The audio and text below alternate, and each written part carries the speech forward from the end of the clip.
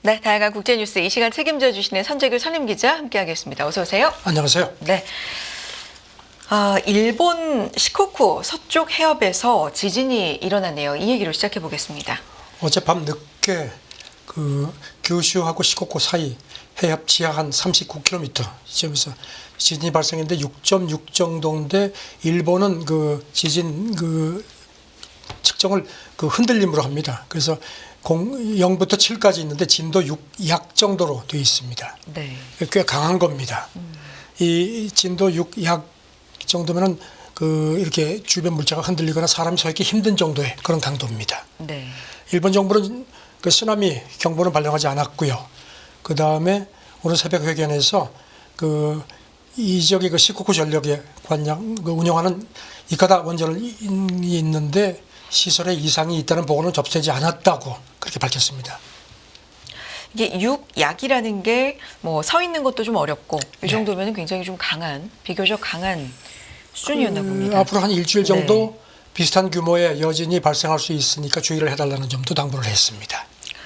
이 지진, 대만 얘기로 또 이어가 보겠습니다. 한때 비상 상황을 맞은 것으로 현재 언론이 보도하고 있는데 이 전력 공급이 강진 여파로 좀 중단이 된 건가요? 이상이 생겼던 건가요? 대만에서는 지난 월요일이죠. 네. 그때도 강도 7.2, 꽤 강했죠. 그래서 그때 그 대만 그 발전 설비가 일부 좀 그 손상을 입었습니다. 그래가지고선 그거를 복구하는 와중에 지금 이제 여름철이 가까우고 하니까 이제 전력 수요가 많아졌는데 그래서 지난 월요일 같은 경우에는 최대 전력 수요가 4월 기준으로 역대 최고치를 기록을 했습니다. 그렇게 되니까 이제 공급 예비율이 크게 떨어졌습니다. 일시적으로 한 2%대로 떨어져서 상당히 긴장을 했는데 그래서 이제 특히 국제사회가 그 주목하는 게 TSMC 같은 경우가 이제 가동이 어떻게 되느냐는데 네. 일단 자체 발전기로 가동은 계속 했다고 합니다. 그리고 뭐 수력, 화력 같은 것들 전부 총동원해가지고 그 공급 예비율을 6%까지 끌어올려서 한때는 제한 송전 여기까지 나왔던 모양입니다. 근데 그거는 넘어간 모양입니다. 알겠습니다. 지진 이야기로 시작을 해봤고요. 이제 중동 사태 얘기 정리 좀 해보겠습니다. 일단은 좀 소강 국면이다 이런 평가들이 나오고 있는 가운데 이스라엘 국민의 약 4분의 3이 동맹 관계를 해친다면 군사보복에 반대한다는 여론조사 결과가 나왔네요. 그 히브리 대학이 네. 그 여론조사를 했는데요. 응답자의 74%가 이스라엘과 동맹 안보에 악영향을 주는 보복 공격에 반대한다는 입장을 밝힌 걸로 나왔습니다. 네. 나머지 26%는 동맹하고 관계가 나빠지더라도 공격하라고 이렇게 했는데 하지 말라는 비율이 훨씬 더 높았습니다. 그리고 한 56%는 지속 가능한 방위를 위해서 동맹국 그 정치 군사적 요구에 긍정적으로 대응하는 게 좋겠다 이렇게 또 지적을 했습니다. 여론도 그러니까 군사보복에는 부정적이다. 네. 이렇게 정리해 볼 수가 있겠는데. 지금 뭐 고민이 많은 네. 것 같습니다. 지금 오늘 새벽에 미국 인터넷 매체 악시오스 보도를 보니까요. 이스라엘이 원래는 그 이란 그 공습받고 이틀 후에 보복 군사 행동을 하려고 했다는 겁니다. 근데 미국 비롯한 서방이 말려서 일단 연기를 했다는 겁니다.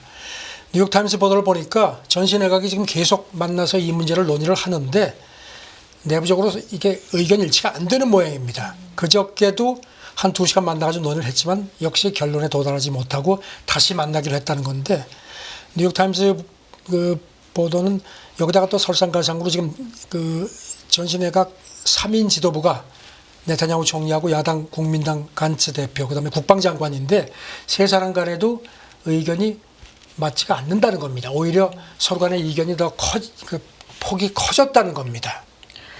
네타냐후 총리는 뭐라고 얘기하고 있는 겁니까?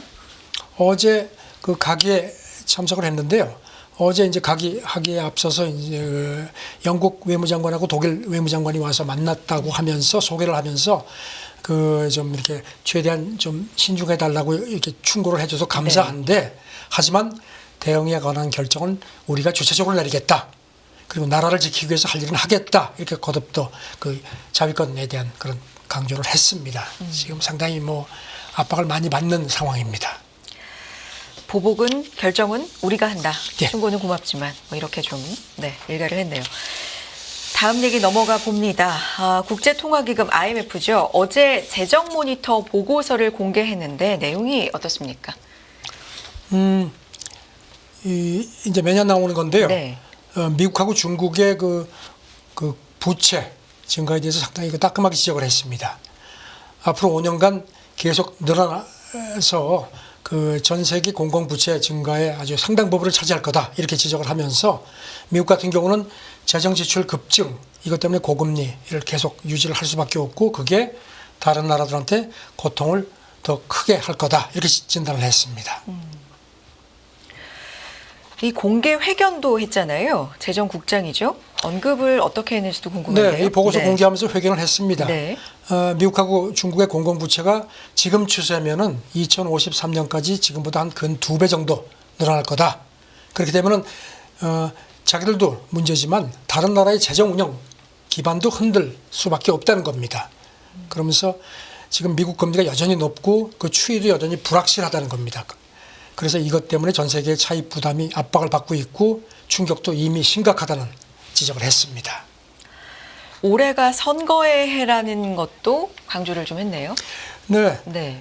그리고 또 중국도 이 사람이 지적을 했는데요. 중국 경제 그 둔화가 시장 예상보다 더 심한다는 점을 상기시키면서 지금 중국 지방 정부의 그 재정 불균형이 심각한 상황에서 국무원이 긴축을 하게 되면은 이게 의도치 않은 역효과를 낼 수 있다는 겁니다. 그래서 이게 글로벌 교역 파이낸싱 투자 감소로 이어지고 그렇게 되면 전 세계 나머지 지역에도 위협을 가할 수밖에 없다는 지적을 했습니다. 네. 그리고 덧붙이기를 지금 사실 전 세계 기초 재정 적자 같은 경우는 그 작년에 5.5%였던 게 올해는 전 세계 GDP 한 4.9%로 다소 개선은 될 거다. 하지만 아직도 많은 나라의 공공재정에 심각한 리스크가 있는데 아시다시피 올해는 무려 88개국이 선거를 지금 치르거나 치를 예정이죠. 네. 그래서 이것 때문에 선거에는 재정을 조이기가 힘들다는 겁니다. 이 사람 표현은 역사를 돌아보면 선거 때는 재정이 패자일 수밖에 없다. 그래서 올해는 그 글로벌 재정에 이런 표현을 썼습니다. 붕괴형 침식이 불가피할 거다. 계속해서 미국 경제가 좀 견고하다. 그래서 금리 인하 시점도 뒤로 미뤄질 수밖에 없다. 이 하나의 대표적인 좀 근거가 되고 있는 상황인데 그럼에도 불구하고 한편에서는 이 부채 급증에 대해서 경고음이 계속 나옵니다. IMF 수석 이코노미스트 얘기도 좀 전해주실까요? 네, IMF가요. 그저께는 세계 경제 전망 업데이트 보고서 낸 거 네. 아실 거고요. 거기서도 미국의 그 방만한 재정 운영하고 빠르게 늘어나는 국가 부채를 지적을 했습니다. 이게 지탱될 수 없고 역시 세계 경제를 위협할 수 있다고 경고를 했고요. 그 미국 경제가 호조를 보이는 건 맞는데 국가 부채를 줄이기 위해서 지금 뭔가를 해야 한다. 아주 강하게 지적을 했습니다. 네. 지금 지금 IMF 보고서가 그 미국 의회 예산국 자료를 인용한 걸 보면은 부채 같은 경우는 공공부채는요, 미국 같은 경우는요, 이미 34조 달러가 넘어섰는데 10년 안에 이 추세면은 45조 7천억 달러로 더 불어날 거다 이렇게 봤고요. 네.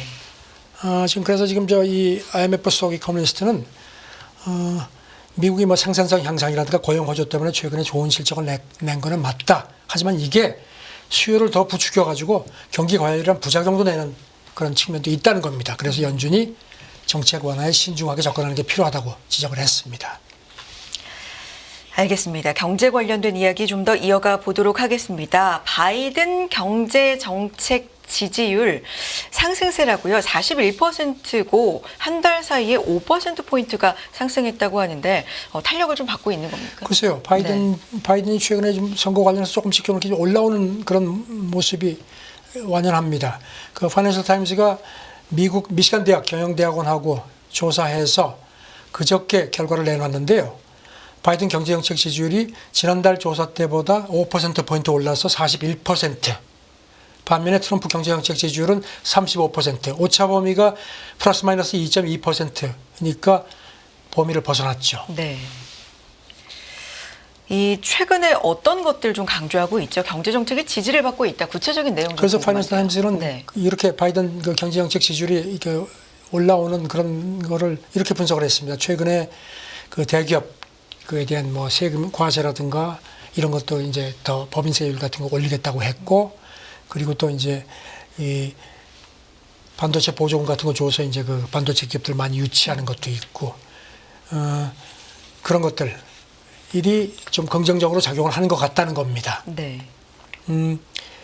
미시간 경영대학원 교수 얘기는 그 지금 반면에 이제 고물가 걱정은 여전하다는 겁니다. 지금 이번 조사에서도요, 그 응답자의 상당 부분이 5명 중에서 5명 가운데 4명이 재정 고통의 가장 큰 원인으로 인플레를 지목을 했습니다. 네. 특히 식료품 값하고 자동차 연료값 부담이 크다는 걸 해서 불만을 보였는데, 미시간 대학 이 교수 얘기는 이런 고물가를 유권자들이 걱정하지만 이전보다는 이거 관련해서 바이든을 좀 덜 비난한다는 겁니다. 그러면서 고물가 책임을 그 탐욕스러운 거대 기업에 이렇게 돌리는 바이든의 시도가 나름 호응을 받는 것 같다, 이렇게 진단을 했습니다. 관련돼서 하나 더 보겠습니다. 어제 속보로 전해진 소식이었죠. 바이든이 중국산 철강, 알루미늄 관세 3배 인상을 추진한다. 로이터의 속보였는데 어떤 내용인지 자세히 좀 전해주세요. 어제 말씀드렸죠. 캐서린 타이 미국 무역 대표가 그저께 하원 세입이 청문회에 나와서 그 무역법 301조 발동을 지금 검토하고 있다고 했거든요. 그 맥락인 것 같습니다. 백악관 발표인데요. 바이든 대통령이 무역 대표부에 301조 조사를 그 중국산 철강하고 알루미늄 제품 하도록 지시를 했다고 밝혔습니다. 지금 중국산 특정 철강하고 알루미늄 제품의 평균 관세는 7.5% 정도인데, 바이든이 지금 권고한 거는 3배 이상인 25% 대폭 올라가는 겁니다. 네. 그런데 물론 이제 조사해서 이게 이제 위반이라는 게 이제 입증이 돼야 됩니다. 그런데 지금 아시다시피 이미 미국이 중국산 철강하고 알루미늄 제품은 엄청나게 그 제재를 했습니다. 그래가지고 지금 미국 시장 점유율이 크게 떨어졌습니다. 그래서 사실 관세를 이렇게 올린다고 해도 그렇게 무슨 뭐 실질적으로 경제적으로 큰 그 영향은 없는데, 짐작하시겠지만 11월 대선 때문에 네. 그걸 겨냥한 것 같다는 겁니다. 구체적으로 미국의 중국산 철강 수입이 어느 정도 좀 급감을 했는지 나온 게 있죠, 숫자로. 네, 블룸버그 네. 집계가 있습니다. 2014년 같은 경우에 중국산 철강 수입이 300만 톤 정도였는데 작년에 60만 톤, 많이 줄었죠. 네. 중국산 알루미늄 수입도 현재 한 20만 톤으로 미국이 수입하는 전체 분량의 3.7%밖에 안 됩니다. 그래서 지금 이제 이 선거 얘기가 나오는 건데, 바이든 대통령이 오늘 새벽에 그 펜실베니아주 피츠버그 네. 방문해서 유세했습니다. 피츠버그 아시겠죠? US 스틸 거점이죠. 그야말로 미국의 철강 도시인데, 여기서 이제 이 얘기를 또 하면서 중국이 보조금을 매개로 해서 부정행위를 한다, 아주 그냥 대놓고 지적을 했습니다. 선거 때문입니다. 네. 그 모든 것의 중심에는 이제 선거가 있다라는 얘기가 계속해서 어떤 뉴스든지 좀 자주 등장을 하는데, 관련된 얘기입니다.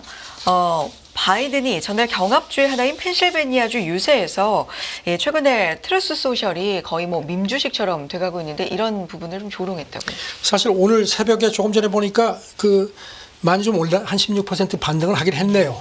근데 지금 바이든이 그저께 펜실베니아주에 이제 자기 고향이 있습니다. 스크랜튼. 여기 이제 평범한 아주 작은 도시인데, 여기서 유세를 하면서 그 최근에 이제 트루스 소셜 주가가 막 오락내리락 하는 걸 이제 좀 조롱을 했습니다. 이 지금 트루스 소셜 주가가 엄청나게 떨어졌는데, 이제 그 시점에서 네네. 지금 이런 상태에서 트럼프한테 자기가 얘기하는 그 세금 정책보다는 내 세금 정책이 훨씬 더 유리할 거다. 그게 돈이 더 남을 거다, 이렇게 또 꼬집었습니다. 네. 지금 미국이 현지 시간 목요일이 세금의 날이거든요. 이것도 염두에 두고 그런 연설을 한 것 같습니다. 그러면서 여기는 내가 태어나고 자란 아주 평범한 곳이다. 그렇지만 트럼프가 사는 마라라고, 여기는 엄청나게 부자들만 사는 곳이다. 그러니까 여러분 유권자들이 미국을 과연 스크랜턴 밸류에 맞출 것인지 마라라고 밸류에 맞출 것인지 현명한 선택을 하길 바란다 하고, 중산층 그 저소득층에 대한 어떤 그 표심을 더 자극하는 그런 발언을 했습니다. 네. 또 시기가 세금 시즌이니만큼 네. 좀 겨냥해서 전략적으로 이런 얘기를 또 한 것 같네요. 다음 얘기 해보겠습니다. 텔레그램 오너가 이 유저가 1년 사이에 10억 명이 넘었을 것이다라는 얘기를 했습니까? 어떤 얘기죠? 지난달에 그 파이낸셜 타임즈하고 회견했을 때만 해도 한 9억 명 정도 그러니까 월간 액티브 유저를 그렇게 추산을 했는데 네. 이게 또 그 사이에 한 1억 명이 는 걸로 그렇게 추산을 하네요. 그래서 지금 지난번 그 파이낸셜 타임즈 회견 때도 미국 IPO를 검토하고 있다는 얘기도 했거든요. 그러면서 아직까지는 적자지만 내년에는 흑자를 낼 수 있을 것 같다 이런 얘기를 했고요. 지금 이게 뭐 광고 때문입니까? 글쎄요, 이 사람 아시다시피 러시아 출신이죠. 네. 파벨 두로프, 39살이죠. 그러면서 지금 뭐 자기가 그 광고도 많이, 그다음에 유료 프리미엄 그 구독도 해서 한 몇억 달러 매출을 올렸다고 하는데 아직은 적자거든요. 네. 그러면서 그래도 지금 월가 쪽에서는 한 300억 달러 정도로 다 기업 가치를 평가한다고 이 사람도 강조했습니다. 그래서 네. 팔 생각 없다. 딱 거듭 못을 박았습니다. 매각 가능성은 일축했고 또 어떤 얘기 나왔습니까? 그리고 이제 지금 이제 두바이에 거점이 있죠. 이 사람은 이제 러시아에서 이제 빠져나왔죠. 예전에 이 텔레그램 하기 전에 또 다른 SNS도 개발을 했는데 러시아 그 보안 당국에서 정보 내놓으라 그러니까 할 수 없이 그냥 팔아치우고 나왔거든요. 그런데 계속 그 자기는 그 중립 플랫폼 유지하겠다는 얘기를 거듭 강조를 했습니다. 그리고 지정학적인 플레이어도 하지 않겠다. 그러니까 어느 편 안 든다는 겁니다. 지금 아시다시피 텔레그램은 젤렌스키도 쓰고 푸틴도 쓰거든요. 그리고 지난번 그 모스크바 콘서트홀 참사 때 네. 그때 그 테러 분자들이 나중에 보니까 텔레그램 가지고서 서로 규합을 한 걸로 돼 있으니까 이제 야 이거 텔레그램 이렇게 멋대로 놔둘 거냐 이제 거기에 대해서 물론 문제가 일부 없는 건 아니지만 어느 선까지는 표현의 자유를 보장하는 게 자기 입장이다. 못을 박았습니다. 일각에서는 뭐 극단주의 컨텐츠, 가짜뉴스 확산 뭐 이런 것들로 지적을 좀 받으니까 여러 가지로 방어하는 이야기를 이번에 이렇게 거네요. 강조한 게 그 네. 터커 칼슨 지난번에 그 푸틴하고 인터뷰한 그 폭스뉴스 진행자 출신의 그 극우 미국 방송인이죠. 이 사람하고 인터뷰한 게 이 사람이 자기 X에 올렸거든요. 그러면서 그래도 계속 중립 유지하고 비밀 대화 기능 계속 간다 이렇게 강조를 했습니다. 알겠습니다. 텔레그램에 대한 이야기였고요. AI 얘기 몇 개 좀 해볼까요? 한국이 이 AI 기술 개발을 위한 인적 경쟁력은 높은데 지난해 개발한 AI 모델은 없고 뭐 인재도 해외로 나간다. 이게 좀 심각한 상황 아닙니까? 어떤 조사 결과예요, 이게? 그 미국 스탠퍼드 대학의 네. 인간 중심 AI 연구소가 있는데요. 여기서 그저께 그 AI 인덱스 보고서를 냈는데 이걸 연합뉴스 샌프란시스코 특파원이 뽑아서 썼는데요. 몇 가지 좀 우리나라에 관련된 부분이 있습니다. 네. 일단 보면은 이건 이제 2022년 기준입니다. 인구 10만 명당 AI 특허 건수에서는 우리가 1등을 한 걸로 되어 있습니다. 10.26건입니다. 그래서 3위가 미국인데 4.23건, 4위가 일본이고 2.53건, 훨씬 많습니다. 네. 그 다음에 이건 작년 기준이고요. AI 인재 집중도, 이거는 이제 글로벌 비즈니스 인맥 사이트 링크드인 이제 기준인데요. 0.79%로 이스라엘하고 싱가포르 다음으로 높은 걸로 되어 있습니다. 문제가 뭐예요, 그러면? 좋은 면도 있고 근데 나쁜 이제 면도 있다 이런 거잖아요. 나쁜 것도 있습니다. 네. 반면에 이제 여기서 지적한 거는 이제 이거는 우리 정부가 반박을 했는데요. 생성형 인공지능 기반 기술이 이제 파운데이션 모델인데 이거는 작년에 한국이 하나도 개발하지 못했다 이렇게 지적을 했는데 정부에서는 이거 틀렸다. 뭐 네이버, 뭐 LG, AI 그다음에 뭐 삼성전자가 개발한 게 있다고 그렇게 반박을 하면서 소통이 좀 잘 안 된 것 같다고 했습니다. 근데 그거는 그렇게 이제 우리가 없는 걸로 이렇게 보고서는 일단 나타났습니다. 미국이 가장 많은 걸로 되어 있고 중국, 영국 이렇게 순으로 이어졌습니다. 네. 연구소가 주목할 만한 AI 모델을 꼽았는데 한국이 이제 제로로 되면서 좀 비교가 됐고, 근데 이건 좀 아니다. 예, 소통이 우리 정부는 잘못됐다. 여기서 해명을 했습니다. 그리고 이제 그 다음에 AI 인재가 이동하는 네. 부분에 대한 그 지표도 있는데요. 우리나라가 이게 0.3을 기록을 했는데 이거는 이제 유입보다 나가는 게 더 많다는 겁니다. 보니까 룩셈부르크 아랍에미리트 같은 경우는 이제 순유입이 많았고요. 인도, 이스라엘은 우리보다 훨씬 더 유출이 많은 걸로 되어 있네요. 우리가 지금 네. 마이너스 0.3인데 인도는 마이너스 7.6, 이스라엘도 마이너스 5.7. 확실히 이쪽에 AI 인재가 많으니까 선진국으로 많이 이동하는 것 같습니다. 미국 같은 경우는 플러스 0.4로 유입이 더 많은 걸로 이렇게 비교가 됐습니다. 네. 뭐 네이버의 하이퍼클로바라든가 삼성전자 가우스 뭐 이런 것들이 게 있는데 소통이 스탠퍼드 대학 잘못됐다. 연구소에서 이거를 빠뜨렸다는 겁니다. 네. AI 민간에 민간 투자액은 9위다. 보고서에서 뭐 투자액까지도 네, 얘기를 미국이 하고 압도적 있나 봐요. 1위로 네. 되어 있습니다. 이게 이제 작년 기준인데요. 672억 달러고, 그다음에 중국이 2위인데 뭐 한 72억 6천만 달러, 그러니까 미국이 한 9분의 1 정도밖에 안 되는 걸로 되어 있습니다. 우리는 13억 9천만 달러로 조사 대상국 가운데 9위로 랭크되어 있습니다. 2022년 같은 경우는 31억 달러로 6위였는데 1년 새 3단계가 밀렸습니다. 지금 미국은 민간 투자가 AI 쪽에 민간 투자가 22% 증가한 반면에 중국은 작년에 43% 이상 감소. 아무래도 미국이 첨단 반도체 장비 같은 거 막 압박하니까 중국이 이런 장비가 모자라서 이렇게 투자를 못한 부분도 있는 것 같습니다. 전반적인 조사가 2022년 자료와 2023년 자료를 네. 기반으로 기반으로 한 거니까 2024년이 또 AI 전쟁이 그야말로 그리고 이제 본격화됐으니까요. 특히 네. 이제 인공지능의 지능 테스트 같은 거 이제 그것도 관심들이 많으신데 지금 이 연구소에서 보고한 걸 보면 이제 특히 고로의 추론이 요구되는 MMMU 벤치마크 테스트가 있는데 네. 여기서는 이제 가장 지금 앞서 있는 게 구글의 제미나이 울트라라고 오픈 AI의 챗 GPT-4. 근데 정답률이 59.4하고 56.8로 돼 있습니다. 각각. 그런데 이게 인간 평균이 82.6이랍니다. 아직은 이 고도 추론 부분에서는 인간이 훨씬 더 우수한 걸로 돼 있는데 지금 계속 치고 올라옵니다. 아직은이라고 하지만 이 속도가 어마어마하게 발전되고 있다는 걸 우리가 알기 때문에 그럼요. 네. 언제 따라잡힐지 뭐 그런 부분도 좀 궁금해지고요. 두려움과 뭐 기대 공존합니다. 다음 얘기 마무리로 하나만 더 해볼까요? 일본 세계 최대 원전 재가동 속도전 이 얘기 마무리로 해주실까요? 혼슈 중부인 니가다현에 있는 가시와자키 가리와라는 원전, 여기는 원자로가 7개가 있고 단일로는 세계에서 제일 발전량이 많습니다. 네. 그런데 물론 이제 동일본 지진 이후에 이제 정지가 됐죠. 그러다가 원전 7호기 재가동을 이제 허용을 했거든요. 작년 12월에 일본 원자력 규제위원회가. 그래서 이제 승인받고 며칠 전 지난 월요일부터 이제 거기 해결료가 일부 있었는데 그걸 넣기 시작했다는 겁니다. 네. 그런데 이제 여기 대해서 좀 문제들이 많은 게 대개는 그 지역 주민들한테 사전 동의를 받고 했는데 다른 것은 여기는 그거 없이 그냥 했다는 겁니다. 왜냐하면 일본이 이제 여름에 전력 수요가 많으니까. 그런데 또 보니까 어제 발표 나온 걸 보니까요. 그저께 또 어제 갑자기 중단을 했습니다. 연료 주입을. 도쿄전력이 관리하는데 무슨 안전 문제가 아니고 설비상에 약간의 문제가 있어서 그렇다고 하는데 다들 걱정이 많습니다. 알겠습니다. 여기까지 국제뉴스 들어보겠습니다. 선재규 선임기자와 함께했습니다. 워싱턴이었습니다. 고맙습니다. 네, 감사합니다.